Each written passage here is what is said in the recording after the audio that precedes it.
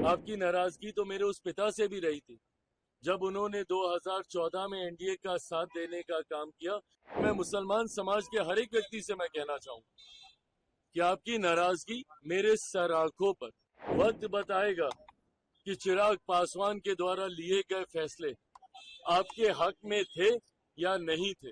आने वाला समय बताएगा कि इस फैसले को लेने से पहले हर बिंदु पर विचार किया गया।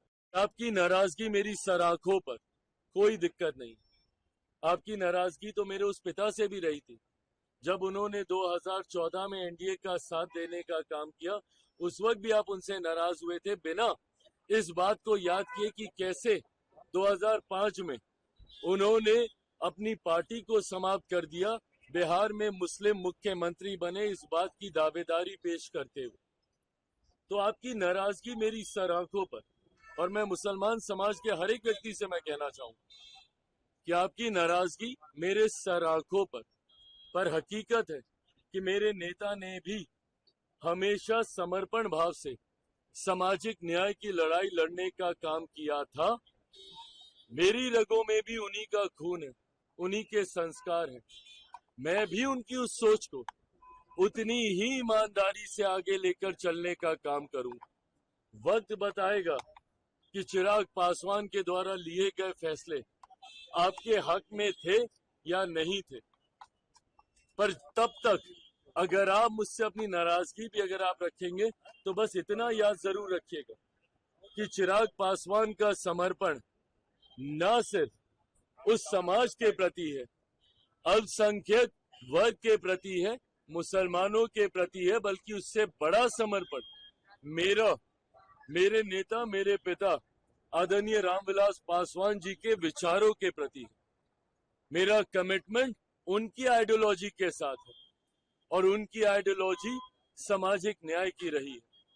और इसके साथ चिराग पासवान ने ना कभी समझौता किया था, ना कभी भविष्य में समझौता करेगा। चिराग पासवान के द्वारा लिया गया हर फैसला, मेरी पार्टी के द्वारा लिया गया हर फैसला मेरे पिता के विचारों को मजबूत करने की सोच को प्राथमिकता देने की दिशा में लिया जाएगा।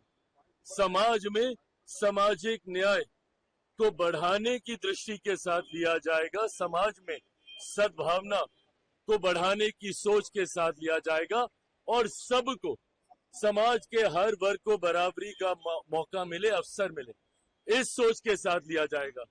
हो सकता है जैसे इसके पूर्व में भी हुआ, आज शायद लोगों को इस पर यकीन ना हो, पर आने वाला समय बताएगा कि इस फैसले को लेने से पहले हर बिंदु पर विचार किया गया। हम लोगों की भी चिंता थी जब ये विधेयक सामने आया।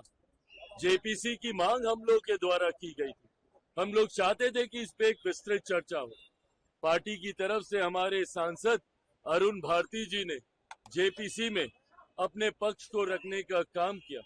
हर बिंदु पर हम लोगों ने विस्तार से चर्चा की। जहां पे हम लोग की शंकाएं थी, जहां पे हम लोग को इसको लेकर चिंताएं थी, शंकाएं थी, उसको भी हम लोगों ने वहां पे रखने का काम किया। कई ऐसे सुझाव पार्टी के द्वारा दिए गए जिसको समिति ने स्वीकारने का काम किया। और इन तमाम बदलावों के बाद, इन तमाम सुझावों के बाद जिस नए स्वरूप में ये संशोधन विधेयक भारत की संसद में आया, इसके हर बिंदु पर अध्ययन करने के बाद ही लोक जनशक्ति पार्टी रामविलास ने इसका समर्थन करने का फैसला लिया है। मैं मानता हूं कि आने वाले समय में गरीब मुसलमानों के हित में ये विधेयक रहेगा और समय इसको साबित भी करेगा।